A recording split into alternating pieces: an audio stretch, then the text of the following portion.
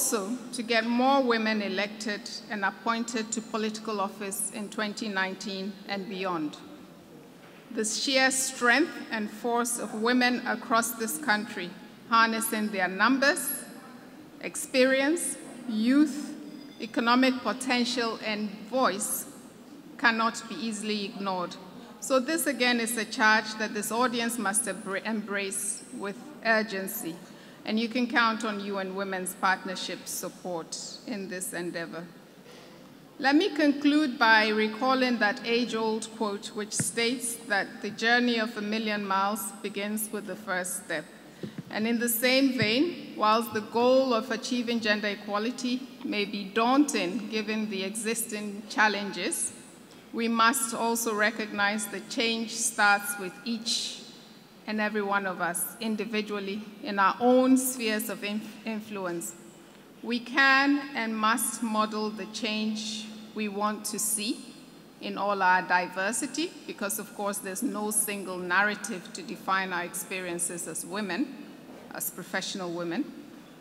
But the most inspiring experiences I've had through my years of working with the UN have been the mentorship support I've received as a young woman from those incredible women, trailblazers, who laid the groundwork for people like myself to take certain things for granted today. In my turn, the responsibility of mentoring younger women is one that I've also wholly embraced. And so we must continue to regenerate ourselves and embrace new energy and dynamism as we push ahead to realize the goal of gender equality and women's empowerment. I thank you.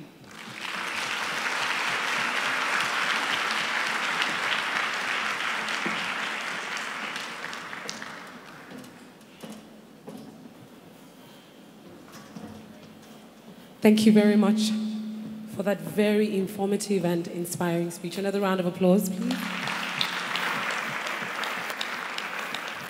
We are moving to our next plenary session, and I hope you are ready. The session is Manufacturing, Reclaiming Lost Glory, and we are at a time where women are having to innovate, so this is a session you need to pay attention to. To moderate this session is a man who is the Director General of the Lagos Chamber of Commerce and Industry. Please put your hands together for our moderator, Mr. Muda Yusuf. I think we can do better. The tea, we've had the tea. A resounding round of applause. Thank you.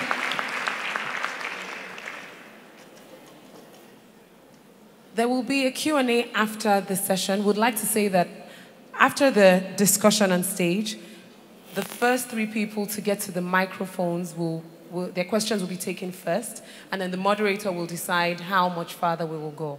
Thank you very much.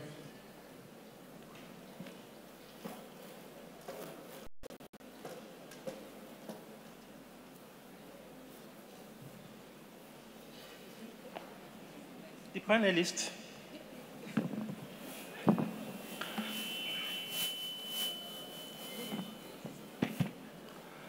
Good afternoon, distinguished ladies and gentlemen. Welcome to the second session, which is on manufacturing, reclaiming lost glory. As you know, manufacturing is key and very critical to the development of any economy. But this is one sector that has been grappling with a lot of challenges over the years. The mortality rate in that sector, the mortality rate of businesses in the sector is very high. And yet, if we must diversify the economy, we cannot run away or avoid focusing more on industrialization and manufacturing. So this is why this session is a very important session. We talk all the time about value addition. We talk all the time about backward integration, looking inwards, job creation, and the rest of it. A lot of this has to do with the level of industrialization. It is not just a coincidence that the most advanced economies today are also the most industrialized economies. So as much as possible, we need to move our economy in that direction. We need to identify what the issues are, what the challenges are. So in this session, we'll be looking at manufacturing from the viewpoint of those who will be panelists at this session. They'll be sharing experiences that could inform business strategy for those of us that are already in manufacturing, or those of us that are also interested in going into manufacturing. Secondly, we expect that the outcome will also be valuable for policy, because it is policy that determines a lot of things. Whether the economy will progress, whether we'll have any progress in the area of diversification, I think it has to do with policy. So the experiences of the panelists will also inform the kind of policy recommendation that will come up. So let me now invite the panelists to come on stage. I invite Monica. Please put your hands together for her.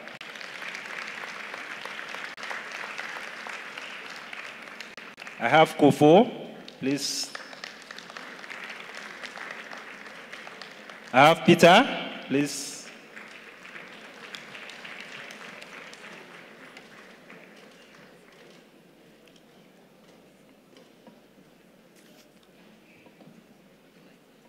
You can sit there.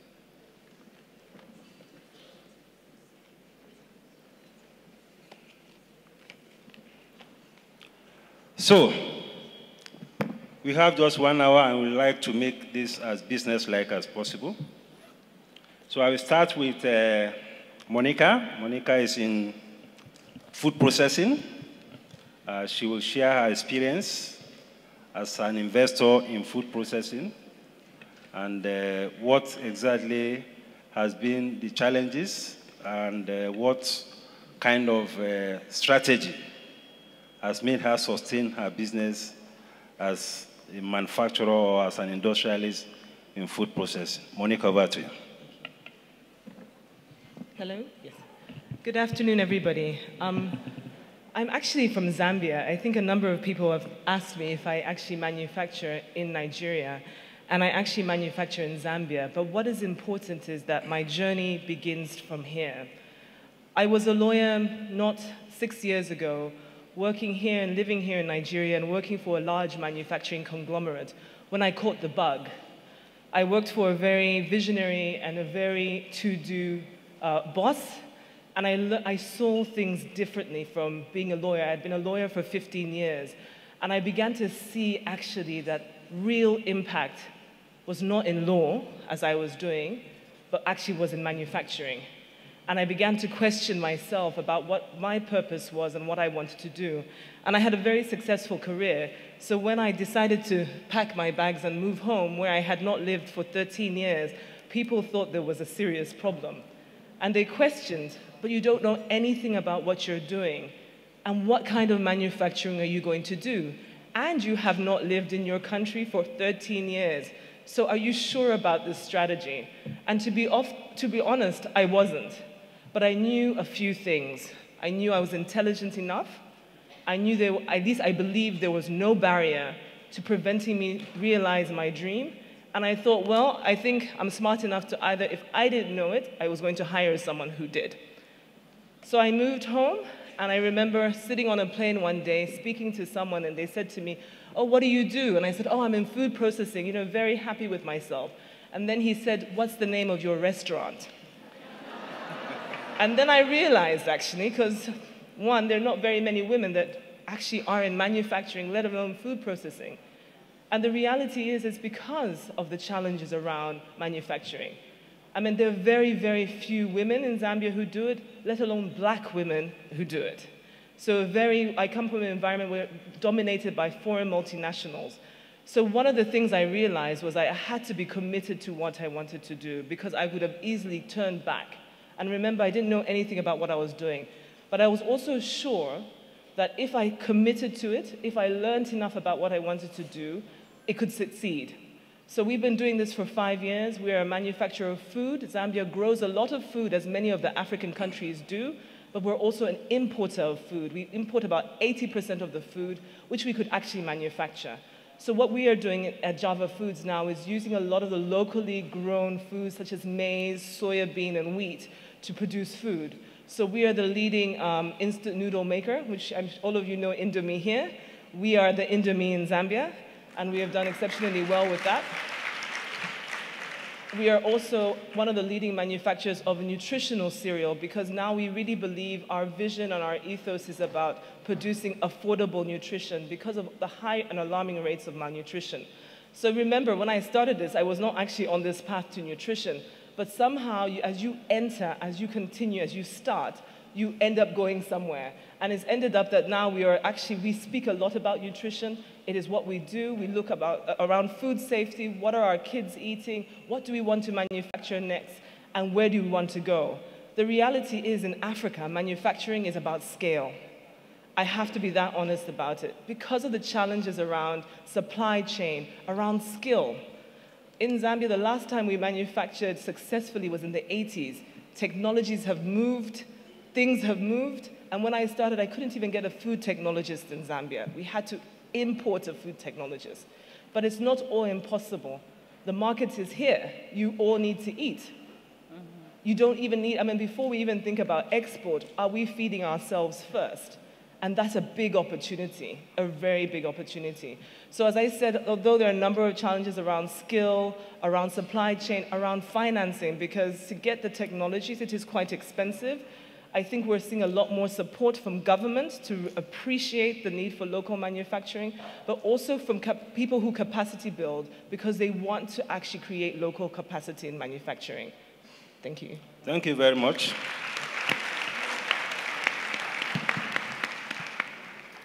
Now let's listen to Kofo, your perspective on and your experience as an industrialist.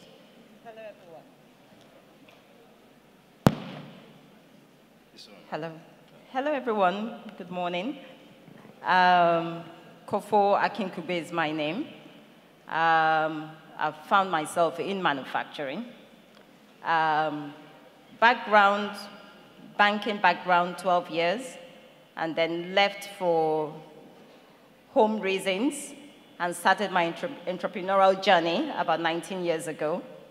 Started by setting up an engineering company that was installing security management systems across different sectors. And when I talk about that, I'm talking about access control, biometrics, and so on. So I've always been in a male-dominated industry. Then saw an opportunity on payments and saw that government was keen to move the economy from cash to digital. And so looked at it and took the bold step to dream of setting up a smart card manufacturing plant. And when I talk about smart card manufacturing, I'm talking about producing the plastics themselves. So we produce plastic made out of PVC, made out of polymer, made out of polycarbonate, and PET material. And then there's a press that does the printing on the sheets, and then it goes on to the technology aspect of it, making it a smart card. We service 3 different sectors. First sector on the financial side is what you all hold, the MasterCard, the Visa card, the Verve cards. Second sector is the SIM cards that you put in your phones. And then the third sector, we're talking about high security ID document like passports, like driver's license, like voter's card, and so on and so forth. Those are all made out of different materials. So when I started with the end in mind. It was a bold move because there wasn't such a plant in sub-Saharan Africa. We had nobody to benchmark, and all I had to do was benchmark against the global players. And also, from our perspectives, manufacturing, we don't have the enabling environment in Nigeria. And so we went out and set up this plant. And over the years, we've backward integrated, starting up with the end in mind, but starting up from the front end, seeing little successes, backward integrating, seeing little successes, backward integrating, seeing little successes. Have there been challenges? Oh my goodness, yes. Monica mentioned some of them, and it's common across Africa. So when we're talking about infrastructure, when we're talking about skills, because the skills that the industry need, there's such a wide gap with the skills and the products that you get out of our education system. And so there's a lot of investment in training that has to be done. Today, we are a full-fledged manufacturing company, but we cut across manufacturing and technology, because some of the challenges that we go through is also disruptive technology. And so, for instance, you want a health card, we make the plastic, we write the health application inside the chip of the card. But you can also have that health application on your phone. And so, with us in our sector, which is what I would call techno-manufacturing, we always have to be on the move, innovating and innovating and innovating and innovating. And that has been the journey so far. Secure ID, which is the name of the company, exports to about 16 countries across Africa. So has clients in those countries. But what I would like to say and to encourage is that in Nigeria and in most countries in Africa, manufacturing in Nigeria only contributes 9% to our GDP, which is extremely low. Nigeria is a monoproduct economy, and because of the challenges that we're facing in the oil industry, the government has had no choice but to diversify and focus on other areas. Agriculture is doing well and is growing, but there is also the part of actually manufacturing. When are we going to make our machines? You know, a lot of the raw materials that we use are not locally sourced, so they are still imported. So there are opportunities down the value chain to create entities that can produce these raw materials. And that's been the journey. Thank you very much for that intervention. Before we came off stage, you were talking about the issue of reclaiming lost glory. And one of the panelists was asking, was there ever a glory in manufacturing that you want to reclaim? And I said to her that there was a time you had a Volkswagen along Badagry Road, rolling out cars. There was a time you had our textile mills in Kaduna and the rest of them doing very well. There was a time when Ilupeju Industrial Estates, Ogba Industrial were very busy with factories running sometimes 3 shifts. Many of those factories and warehouses are now places of worship today. You know, so these are some of the things. So things have really degenerated, and I think the hope is not lost. We can still get back to that, especially having regard to the recent experience. And talking about reclaiming lost glory, Peter is a professor of entrepreneurship and innovation. I would like you to share your perspective on how we can bring innovation and maybe some entrepreneurship skills to bear on this issue of getting back our glory in manufacturing. Peter. Thank you. Thank you. First, it's a great honor and a privilege to be here today, so thank you, and to share this discussion. Yes, I'm a professor of entrepreneurship and innovation. It's my 3rd time in this fantastic, amazing city. It's great to be back again. Yeah. One thing that strikes me, and I think it's obvious, but it's important, is that both Monica and Tofu are entrepreneurs. People who have passion, people who have a purpose, and people who have discovered an opportunity in manufacturing. And I think that's a great story. And I think that this is an indicator of a major opportunity and trend, both for Nigeria, for Africa, and for development around the world. One thing I would say is that I think the term reclaiming and going back I would reflect on that and think about it. I think one of the opportunities for Nigeria and for Africa is to leap ahead. Is to actually, it's not catching up. It's not going back. And I'm sure this is what most people are thinking, but it's how do we actually leap ahead? We often look at the example of economies and entrepreneurs in the Asian region, who over the last 20 or 30 years have managed to advance their economies and their industries and the quality of life in an amazing way in 30 or 40 years. It's amazing what they've achieved. That can happen here. That could be the future for Nigeria and for Africa. And that means leaping ahead, exploiting the new technologies that are emerging, which are lowering cost, opening up global markets, providing new opportunities to meet unmet needs. And so for me, I think the challenge and the inspiration of the glory, in that sense, is a new glory.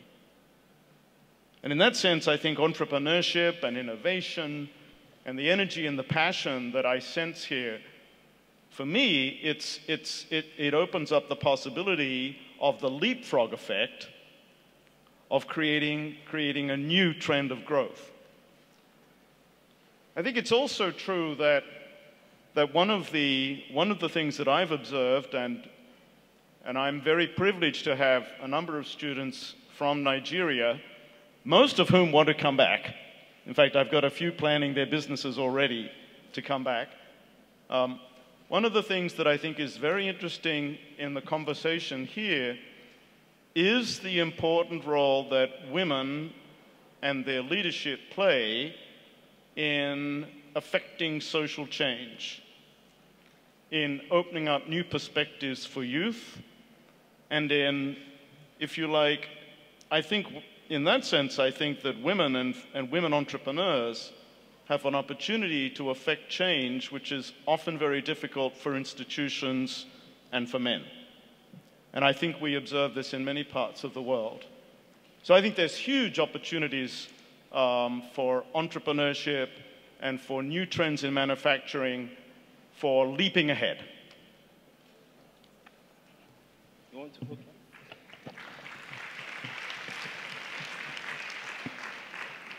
Just to add on the opportunities, it's interesting, there's a big discussion going around globally about what's happening in China and about where the next manufacturing jobs are going to happen.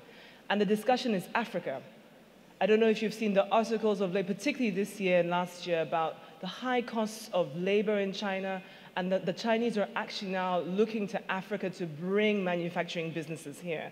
And there are a couple of key things which you probably see, and you're not really seeing the dividend of it. First of all, a very young population, a population which perhaps can be trained and taught. And one of the other things is probably infrastructure, but we have countries who are investing heavily in infrastructure, such as Ethiopia, such as my own country, Zambia, which is very reliant on road and rail, and therefore putting money in their budgets around actually putting this infrastructure in order to attract great partnerships with Chinese as well as local. And also the fact that there's a huge market right here. And then a fourth thing is that many countries actually have access to special agreements which allow you to export into markets like in Europe and the US, which countries like China do not have. So countries like Lesotho are exporting textiles right now as we speak. Who knew? But my point is that we're actually not taking advantage of many of the opportunities we have if we don't get involved in the manufacturing sector. There are definitely always going to be challenges, but I think this is what you're talking about, Mr. Moderator, about really engaging with government and saying, can you think about putting in the right infrastructure in order for us to get our goods to port, to get our goods to our consumer? Can we talk about reducing cost of finance, really think about structuring instruments which allow for scale. Because manufacturers are not small sort of, corner shops. It's completely impossible to do that. You think of large scale, but you're also creating jobs, not just directly in your business, but around you.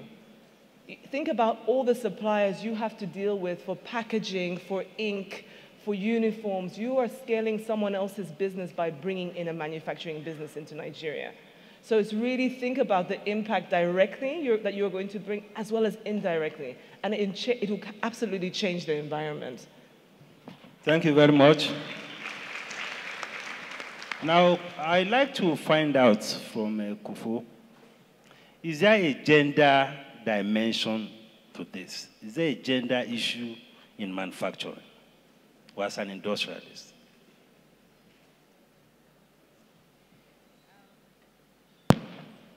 I think, manufacturing, I'm not sure if I'm right, but I think the women are getting a lot bolder now. But manufacturing appears to be a very complicated sector to go into. So when you think of manufacturing, you're thinking of heavy-duty equipment. You're thinking of, machines, operating the machines, working night shifts. Women maybe don't want to work on those shifts. So yes, but what we're saying now, and what I would like to basically say to my fellow women here, is to come into manufacturing. We're only a few in that sector. And I tell you the truth, we do a lot better. Why? Because in my kind of industry where precision is key, quality is key, no room for errors. When I had a dream to set this up, a lot of people told me it was absolutely impossible to have a certified plant in Africa, because it means that you're certified by international bodies, MasterCard, Visa Card, GSMA, ISO, and so on and so forth. But what they thought would take 2 years took us 6 months. And today, we are talking to governments of other African countries to do their passports, to do their national ID cards, because a lot of them import them from outside Africa. Has it been difficult? Of course, it is. But why do I say women? Women are naturally enduring people. They have a very high level of endurance, and that is manufacturing for you. It's not going to grow overnight. It's a step by step. You're not going to make great profit today. You can't be in manufacturing and not think of a generational business. So it goes from one generation to another generation, and so on and so forth. You have no choice in manufacturing but to put in the proper structures. If you have a high level of waste and a high level of errors, you're losing money. Okay? And so you have to keep rethinking, what do I do with my waste? And so we went into recycling. Looked for women as well, because there are a lot of women in recycling business who say, I've got all these plastic grains. What can you do with them? They can make plastic jars for pharmaceutical companies and so on and so forth. But the gender issue is that with the staff strength of about 250-something staff, about 50 or 50-something percentage of our staff strength are women. Because we find them very particular. There are a lot of them in quality control, because they will take the pain to ensure that there are no errors. We can't afford to make those errors. So I think that on the gender side, a lot of more women should come into manufacturing. It's not something to be scared of. Yes, I know that there are challenges, but we can, don't worry, there are a lot of other women that we can cry on each other's shoulders and take it on. And, what is good for us now is that the government is really focusing on this sector, because we have no choice. And so there isn't a time now, and you find a lot of fulfillment in creativity. You'll find a lot of fulfillment in innovation. And in terms of the difficulty as to access and cost of finance, which is a problem, because as manufacturers, you cannot afford high interest rates. But there are a lot of different schemes on financing that are available if we do our homework very well, that are there for you. So yes, on the gender side, I would say that more women should come into it, and I think they will lead very, very successful manufacturing firms. Thank you very much. Monica, I also like you to respond to that. I also agree. I think it's one sector which is actually quite level because we're so far behind across the continent. It's not just Nigeria where we're seeing very low contribution to GDP. In my own country, I think it makes up 5%. But remember who your end consumer is. And I think ultimately your consumer just wants a good product of good quality, and that is value for money. He's not asking who owns the business. Is it a woman? So I do think that ultimately, if you stick to the ethos of being excellent, producing the very best product, that your consumer doesn't really mind if you're a man or a woman. But the issue is that we need to get more women in, because the more you have a critical mass, then you're able to influence a lot more around policy decisions, around payment terms, a lot of things. So it doesn't help when you're a few. It always helps when you have a critical mass. But I think it is an exciting opportunity for all of us. It's not all about heavy machines and lifting. I think people, first thing they think of, oh my gosh, it's machinery. But it's definitely about sort of being very strict around processing. Think about it. It's all about a process. And if you think very linear and you follow A to B to C, you understand the process, you understand the roles of the various people in the process, it can actually work very well. And be actually maybe not simple, but it'd be very, very easy to manage. But the key is also, as with every business, is getting the right team. That we must appreciate training is key. What do we need? Who do we need to grow this business? You are not going to be the person to operate the machine, but you're going to have to find the person to operate the machine, maintain the machine, etc. And I'm sure that is not impossible. It just requires a little bit more effort around it. So I also tend to agree that gender may not be an issue. Thank you very much. Yeah. Can I also comment on this one? I think, as I said earlier, the new trends in manufacturing, which will be coming here, and they're probably already arriving, it's becoming increasingly knowledge-based, increasingly global, digital, and I'm sure these things are influencing our colleagues already. We need more diversity, more creativity, more flexibility, more empathy with our customers, and a greater ability to connect across cultures. I think that many studies and experience shows us that women are often better at achieving those goals.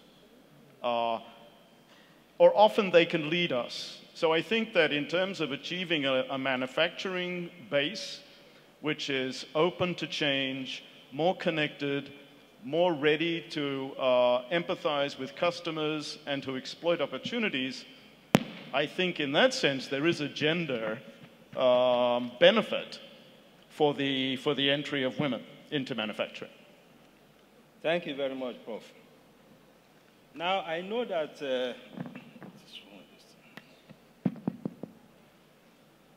institutions are key to making things happen in an economy.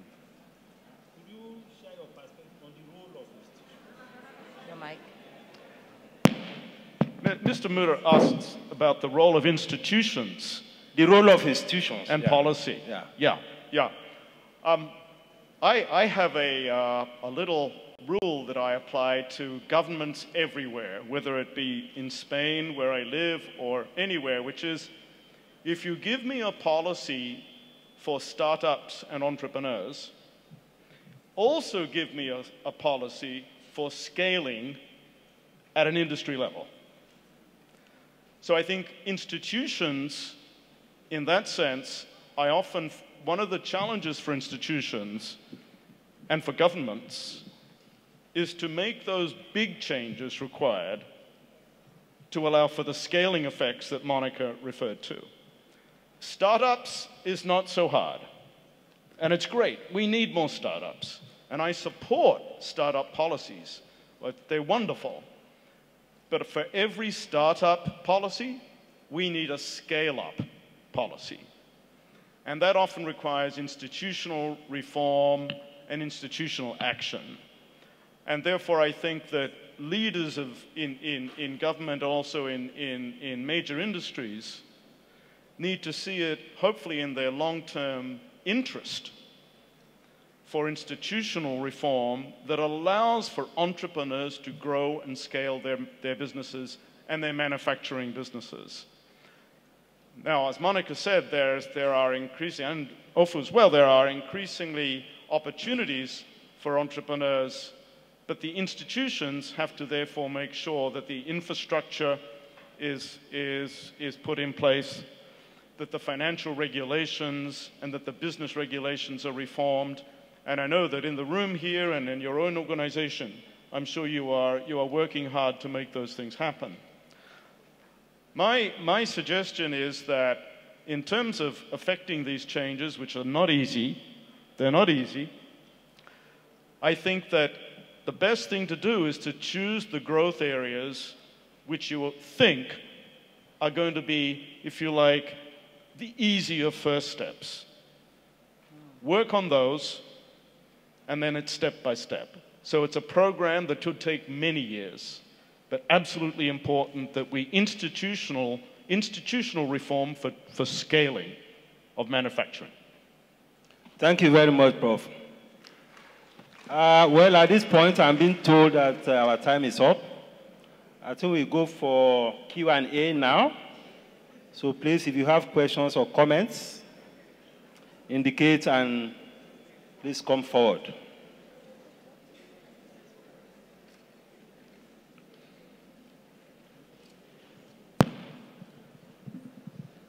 Good afternoon, everyone. I have two questions. My first question is for Mrs. Monica.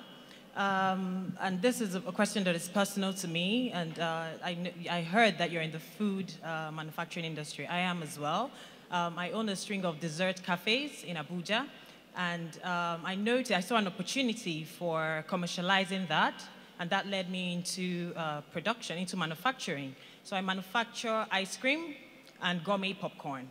Now, what I have found is that there's especially with regards to financing or grants or funds, when you're trying to find funds to scale your business, there is a bias in Nigeria right now, and I don't know how it is globally, but there's a bias towards tech companies and agricultural companies. So I just find that, I'm getting discouraged. I feel like I'm at a disadvantage. Oh, it's just ice cream, it's just popcorn. And nobody's thinking about the ripple effect. So I have a friend, because it's gourmet popcorn, so we use mushroom corn, which is not readily available in Nigeria. But a friend of mine who's into agriculture then started to farm it, and on her first trial was able to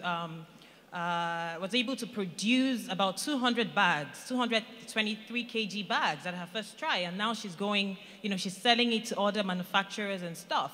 I'm currently talking to integrated farms who I know that in Nigeria, there's no commercial production of milk. But these guys are a small farming jaws who are, rearing their cows and, and they're about to start selling milk to me. So nobody's thinking about the effect that these things have. And I go through the same problems that every other manufacturer has. I deal with water, I deal with lack of infrastructure. So yes, so that is one. Then the second question is for Mr. Muda. In starting my manufacturing company, I had to deal with NAFDAC a lot. And I realized that there's a fundamental issue that if we don't deal with in Nigeria, is going to stifle and continue to stifle manufacturing in Nigeria. It is easier to import products into Nigeria than it is to manufacture.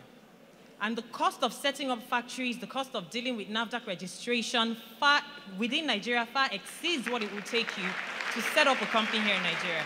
So until the government deals with that situation, the issue of manufacturing is just going to keep taking a hit. Thank you very much. Thank you very much. You want to? Okay, let's.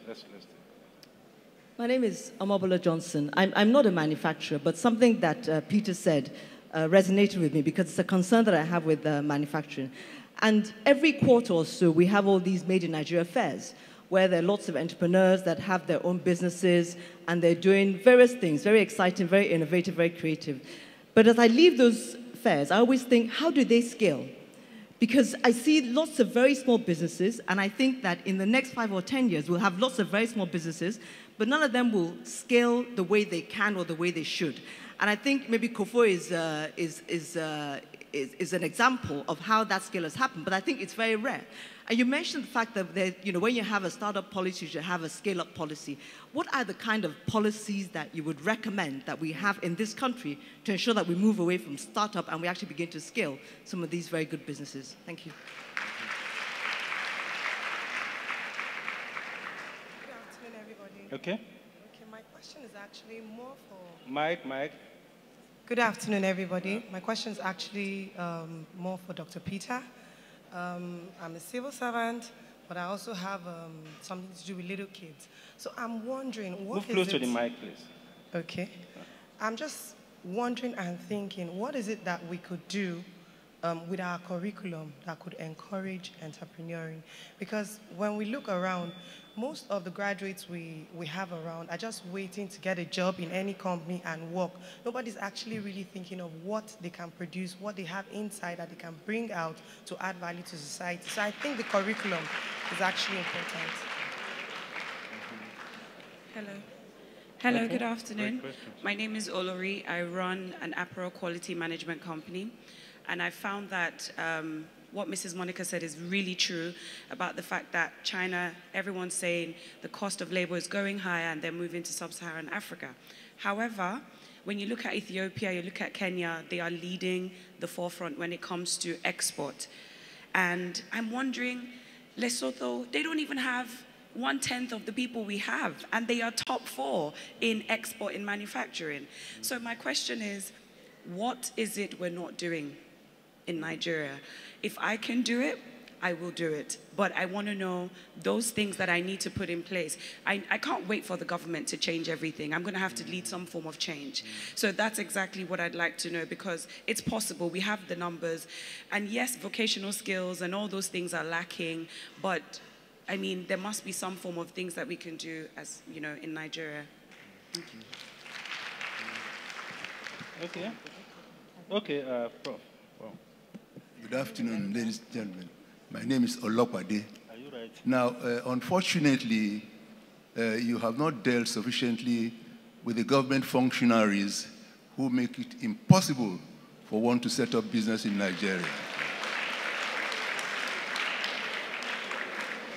Someone mentioned NAFDAC. Yes, it took me 12 months to get my product being examined and approved. This was in 2001, after great pressure from above. Secondly, our customs. Bunch of criminals running the show there. We have to face it. If you go on your way to Agege, most of the nice buildings on that estate are owned by custom officers.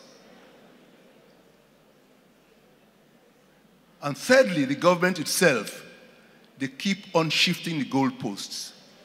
A law is passed today, you set up your factory. In 3 months' time, once you start production, then they allow an inflow of lower quality product into Nigeria compared to what you are producing. I produced syringes, I took them to South Africa. They were not convinced that it was produced in Nigeria. They said we are just bagging in Nigeria. I have set up a factory to produce condom on health grounds. Since 2010, my bankers have kept me there, standing. I have spent over 2.5 billion there. BOI granted me a loan, working loan. My bankers have never come to my aid. The money is there. One bank manager has made good out of it, and recently he was picked up, locked up, and he poured out $20 million in 2 weeks. So that's my own case. I can stand it. But I don't know how many of these young girls can stand it. I don't know. I don't know how you manage scale. It's very difficult here in Nigeria, extremely difficult. And as I keep on challenging people, name 10 Nigerian companies owned by Nigerians that has existed for 50 years in this country, you will not have 6. 10 Nigerian companies owned principally by Nigerians within the last 50 years, no. An Indian comes into Nigeria with a handbag, makes billions here. And what do we say? It's difficult for us. The young lady spoke about Addis Ababa, Ethiopia. My son works there, works for a Chinese company. He's doing extremely well. He enjoys it there. He's well paid. He speaks Chinese. He's a Nigerian. He doesn't want to work here. He has known what I've gone through. He's not prepared to come and work for me. Why should that be the case? And I keep on saying, much as we like to encourage these young ones, primarily the ladies, because they have a very, very strong resistance than the men. Most of these ladies can resist. But let us not put them into a difficult situation where they all end up in mental homes. Thank you. Thank you.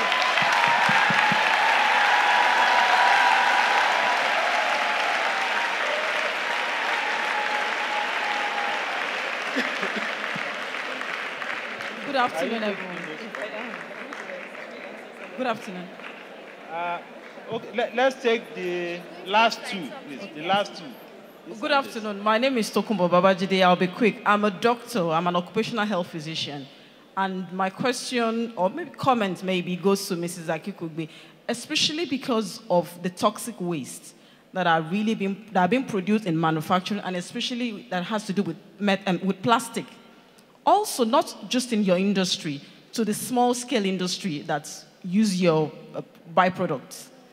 Do you have anything, or maybe are you paying attention to this for your employees, and also for those in these other smaller industries that use your waste products, that use your byproducts? Toxic waste, the waste you generate, both the ones you can see, and don't forget that a lot of these waste are actually, you can't even see them, they are fumes.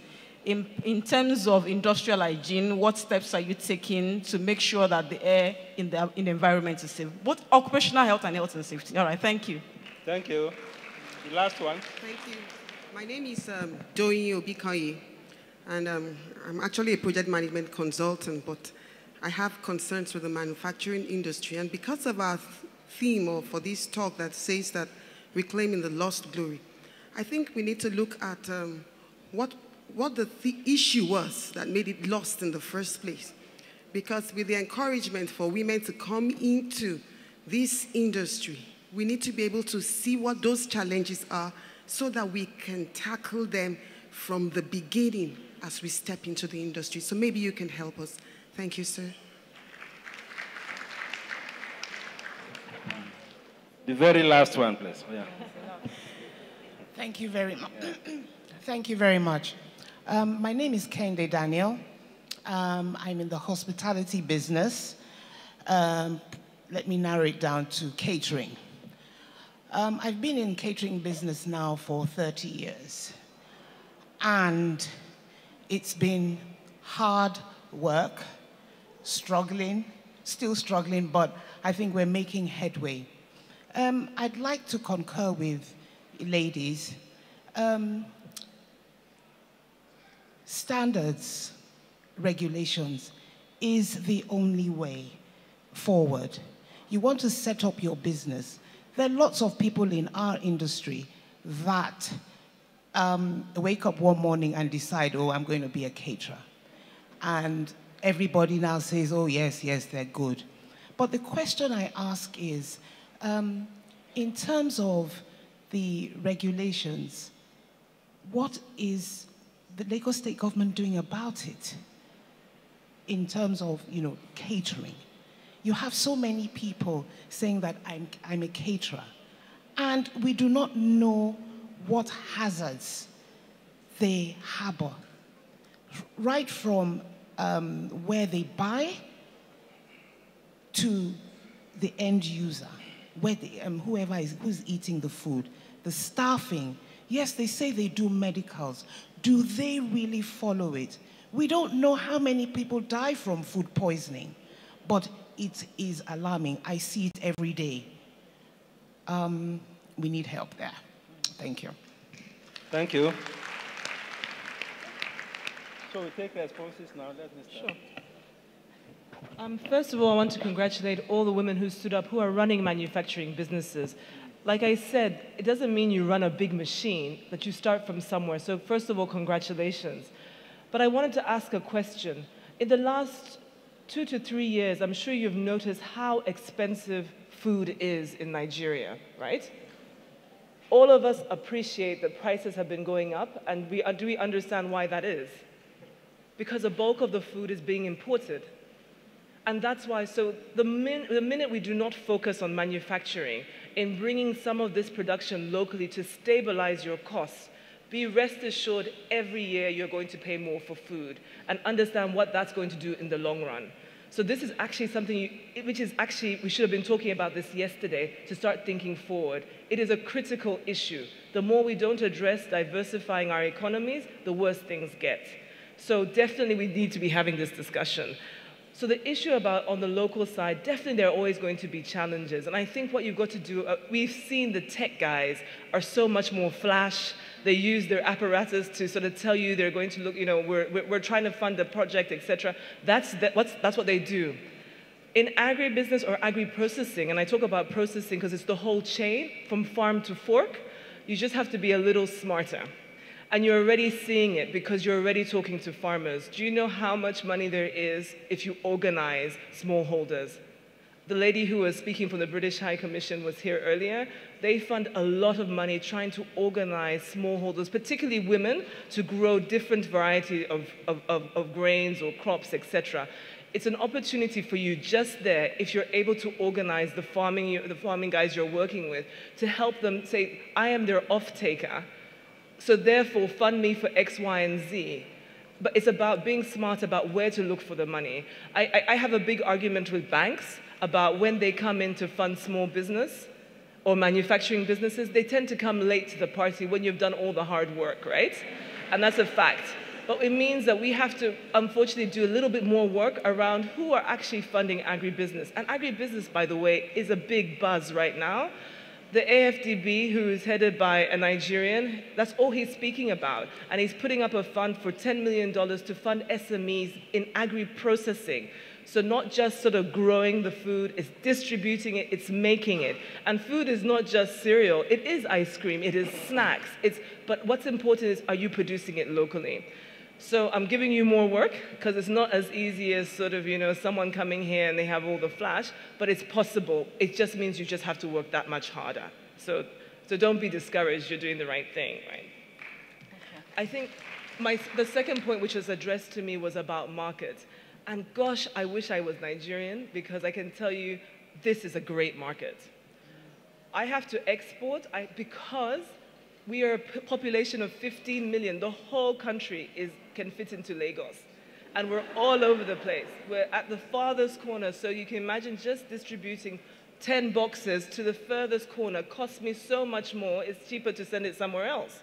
But imagine if, and I'm talking about starting small, of course, think of just, look at Lagos alone. Let's look at that, and how can I, first of all, manage to deal with this market? Then how do I grow from this market to the next? And we're missing the point, because you can see all the multinationals are saying Nigeria is the next big market. Everybody wants to be here. Which multinational is not here?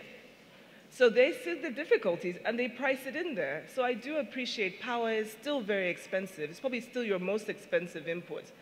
But it needs to be sorted, because it's the only way you're going to scale the business. But see the benefits and see what you're sitting on. And we appreciate the difficulties, but we cannot sit here and say, well, it's too hard. Things will not get better for us, for our children and our children, if we don't take control of this. Thank you. Yeah. Well, right. I completely agree. These are such important topics. I do not understand the politics and some of the internal issues here in Nigeria very well. What I would say is that in many parts of the world, people have been able to leverage purchasing power of governments and large companies. If somebody's operating in Nigeria, if somebody's doing something, then in some parts of the world or in other parts of the world, some percentage of that activity needs to go to fostering purchasing from local companies. So you can often leverage the purchasing power of both government and private companies to purchase from and to support the scaling of local businesses. And there are models for doing that. And that typically doesn't sort of everybody can win on that one. That can be a win-win. It just takes a policy initiative. Another thing to think about is we talk a lot about, I love entrepreneurship. I'm a professor of entrepreneurship. I think we also need to think about innovation in organizing the value chain. I'm sure many of you are involved in doing that, reaching out to your suppliers, your customers, your distributors, as Monica is thinking about the ground game, right? And whether it be in agribusiness or in some other sector. So I think we need to, and our institutions need to be supporting entrepreneurs to be organized around their value chain so that they can collaborate and support each other in their scaling efforts. It's hard to do it alone. So I would be looking for more innovative activity in the organizing and networking across the value chains. Agribusiness is one opportunity that's very clear here in Nigeria for very early benefits by being able to bring new efficiencies and productivity to logistics and the value chain. So I think a lot of it is in the ground game, in that sense. It's yourselves, I think, the energy, the people in this room, by organizing, by lobbying the appropriate purchasing and government organizations to support you in those efforts. I think this is how you can start to solve and overcome these scaling challenges. Now, Prof, there was a question about policies for scaling up. Yeah, well, I think these are the policies. I think purchasing, I mean, as I said, government purchasing, where this is a policy decision. For example, if a particular company is selling to government, or a particular company gets a grant from the government to develop some new mineral or agricultural or other opportunity, then it's not that hard to say, well, that's right, you get this opportunity, but then a percentage of your purchasing in Nigeria has to go to SMEs, right? That's a policy decision, right? That sort of thing is quite feasible, right? And then I think in terms of government, the government in Nigeria I know that it has some very good new programs to support entrepreneurs and innovation in a number of sectors. Another policy decision can be to make sure that some of that one of the agenda items on those initiatives has to do with the value chain and scaling. We need startups. Startups are great. And we need sectoral development, but we need to get organized along the value chain. And I think policy can be effective for that. Great. There are many other areas as well, but I think they're they might be part of the easier ones to solve at the start. Thank you very much. Thank you. Just to add to what Prof said about policies and policies to encourage scale up. One of the things that we could do or the government can do is government patronage. Government patronage for products that can be produced here. So that helps scale up because you need to feed those machines that you have. And so the captive market that you need is very important to you. So if government is saying we want to discourage importation of cars, for instance, how many of our government officials use made in Nigeria cars? There are not many. So are they going to start up, being that example? But in any sector at all, I think government patronage would probably help and ensuring that the local content, which a lot of different ministries have been taking care of would be important. But I just want to make a comment because, sir, I agree with everything you said about the negativity. I mean, if we think about it, nobody will go into manufacturing. And I believe, and I also commend WIMBIZ for coming up with this topic because it's not a topic that people like to talk about. Nigeria, our net export is negative. It means that we import more than we export. And it's about time that we address it. A lot of other countries, if you look at the bricks and mint analysis, there was a deliberate plan towards industrializing their economy. And there is a direct correlation between manufacturing and the wealth of a nation, not to talk of creating jobs and so on and so on. So if we all sit back and say that it's tough, it's difficult, we're not going to, I mean, in what generation, when are we going to do something about it? I mean, even the banks that provide the finance also need to reorientate themselves, to be able to take that risk, to give startup manufacturing, middle enterprise manufacturing, and large-scale manufacturing. I mean, if you look at it, we export cocoa, but we import chocolates. So we export crude, but we import petrol. So that in between, we need to focus on processing. Can we turn cocoa into chocolates in Nigeria? That's just a simple analogy. But there's so many things like that. And I think that the time is now. It's a negative picture. A lot of companies have gone into debt. And, what drives me is the same thing that Sir said, that look around you, how many manufacturing companies have survived so many generations? They're not too many. They're not too many.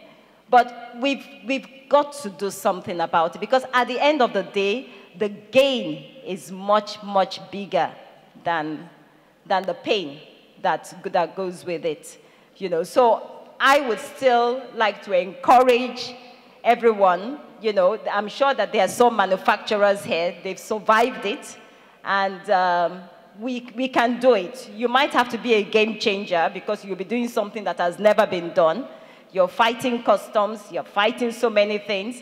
I mean, when we started, the duty on the finished product was lower than the duty on the raw materials. And so how do you begin to even compete globally, with any other manufacturer of whatever you're doing? So I think that it's something that I'm glad we're talking about, and WIMBIZ should use this as a platform to talk to the Manufacturing Association of Nigeria and take on whatever comments that we have to them.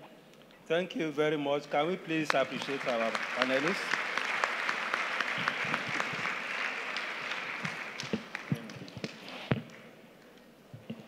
Yes, a few comments on the issue of dealing with government agencies. Just as Prof said, institutional problems are part of the biggest problems that we have. But the good thing is that the present administration is committed to fixing that problem. It's a big problem, though. There is this Presidential Enabling Business Environment Council that is headed by the Vice President, and the head of the Secretariat is Dr. Jumoke Oduwole, and she's doing a great job trying to ensure that we improve on the ease of doing business. And the critical variables in the ease of doing business are all these institutions: the customs, NAFDAC, SON, police, CAC, immigration, and so on and so forth. Those are the issues, and government is taking steps. So I will encourage WIMBIZ to also be more active in advocacy. This is a democracy. If things are going wrong, please escalate it to the right quarters. We don't have to wait until we have this kind of conferences before we escalate such issues. So please, WIMBIZ, all these business environment issues, as they arise, please escalate it to the Vice President's office, to the PEBEC office, and so on and so forth. I think that will help a great deal.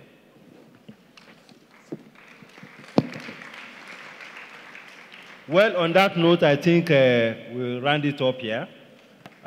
Once again, I want to thank the panelists. I want to thank WIMBIZ for the opportunity of this. Thank you very much all for listening.